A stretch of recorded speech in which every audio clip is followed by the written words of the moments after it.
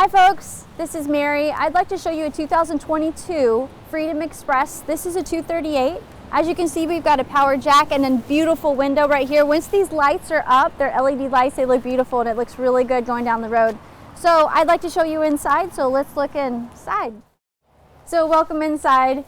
So here we are at the Murphy bed. This is in the down position. As you can see, there's a lot of space to walk in between the cabinet here and the bed, so you can keep it in the down position all the time. And it does fold up, and then you've got a nice couch for some lounging there.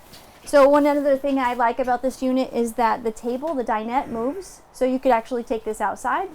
And if you've got little kids, you can scoot it right up to them. You've got lots of counter space in this unit, and then you've got really good space right here for the beds, the bunk beds here.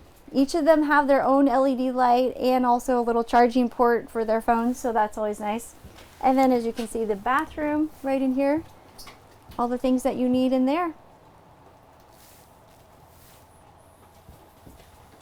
I really like this unit. It's a good feel. It feels like a good family camping unit. So if you'd like to give me a call and see this unit, my name is Mary. My number is 406-850-4590. Thank you.